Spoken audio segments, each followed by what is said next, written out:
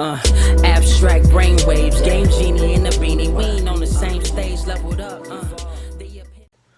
Other yellow hat guy here, back with another video. And we got some gaming news. Yes, I know it's been a while. I told you last go around that, hey, I would like to save some of those videos for when stuff that, I was really wanting to talk about, just a plethora of stuff that was worth, the chase. But now with better internet and it getting more time to the holiday season, there's a lot more news pumping out. So let's just jump into it.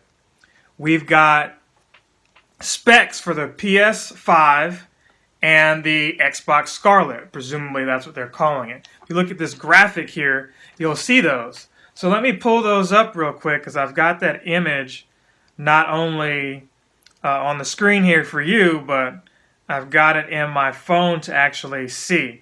Now, both of those look pretty comparable in my opinion. They've got a holiday 2020 release. They have the similar AMD Zen 2 core. They're both custom, so, one could slightly be better than the other, or we just don't really know yet. But they're 8 core.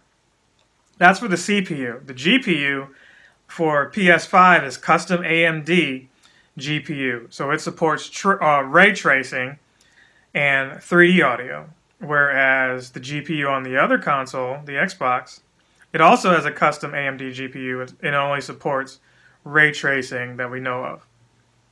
Now here's what's interesting. Everyone wants to know video output. Xbox has native 4K, 8K support, and up to 120 frames per second. I'm excited about that for the Xbox. Not only that, with it being backwards compatible for all previous generations of Xbox, there should be a lot of upscaling there for some of those older games, and I'm kind of at the point now where I'm like, hey, I've got multiple original Xboxes here in the house, and a second 360 again that I've been tinkering around with, and it's working now. I just got to find the correct adapter to get that going. But will I even play that or just sell it? I don't know. It doesn't really matter. I'm happy with the original Xbox I've got. It hasn't red ringed yet. Knock on wood. Was that loud enough? Y'all hear that? Okay. You heard it here first. So that being said, you go to their competitor, they've got 4K, 120 hertz refresh rate and 8K support. So what does that really mean for a lot of us?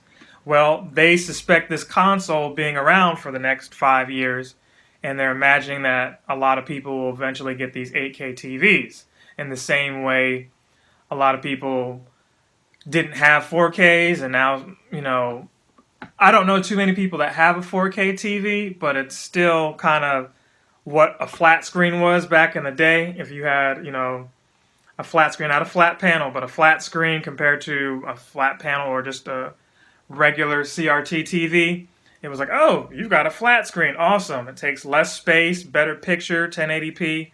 4K is kind of like that now for the rest of us who just may have the digital flat screen TV. So next generation, they're, I guess, assuming that we're going to future-proof ourselves and have 8K capability so that everyone can play catch-up, and the standard in a household in America will be 4K. So we'll see if that happens or not.